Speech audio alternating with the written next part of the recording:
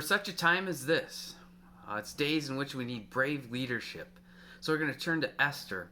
For such a time as this comes from Esther 4, chapter 4, verse 14. Now, in the story of Esther, it starts with King Xerxes. King Xerxes was ruling and reigning a vast domain, many leaders around him, and he had called upon Queen Vashti, but she declined. Well, you don't say no to a king, and so she was removed. In comes Esther, who was one of many ladies that were brought in, and for over a year's time were able to get to know the king. And it was Esther who found favor in the king's eyes, and Esther is the one who eventually became queen.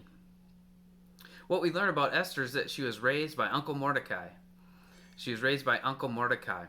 So Mordecai was leading her, not only as kind of a father figure, but also, more importantly, with wisdom. Wisdom from on high, wisdom of God, speaking into her, centering her mind, centering her heart, and leading her along the way.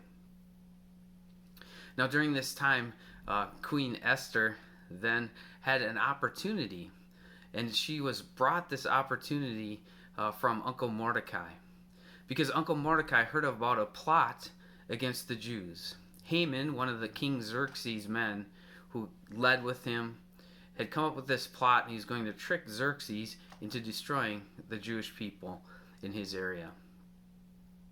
Well, Queen Esther had an opportunity to step in, but it would require a lot of her. It would require brave leadership on her part. One, because first of all, she would have to out herself as a Jew. She would have to out herself as a Jew, so if it backfired, she'd be thrown in with them, obviously, and destroyed. The second part, then, is she would have to call upon the king. She could go quite a few days without seeing the king, and you didn't call an appointment with the king.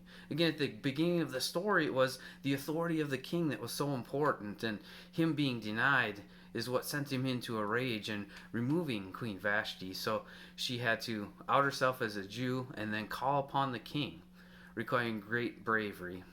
But again, it was Mordecai. For such a time as this, requiring brave leadership on her part. So she did. She went to the king. And we know she was able to save her people in explaining the situation and what Haman was up to. And Haman was the one that was in trouble with the king then. But there's two very important points that draw out the leadership here. Yes, Esther was very brave.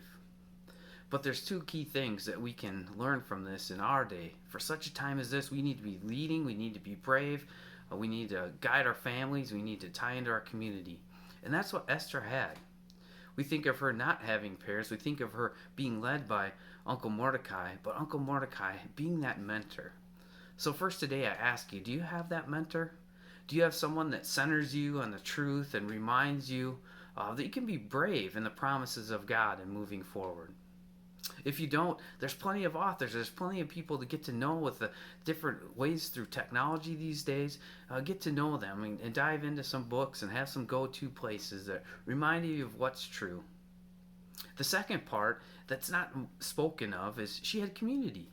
She was one of the Jews. She was one that was being lifted up by her community, even as she was the one that went ultimately and bravely led.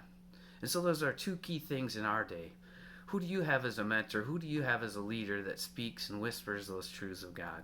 Secondly, how are you tying into community, even during these days, to be encouraged? With that, we can lead bravely. With that, we can see the expectation and the promises of God lived out, even as we face challenges in such a time as this. Lead bravely for such a time as this.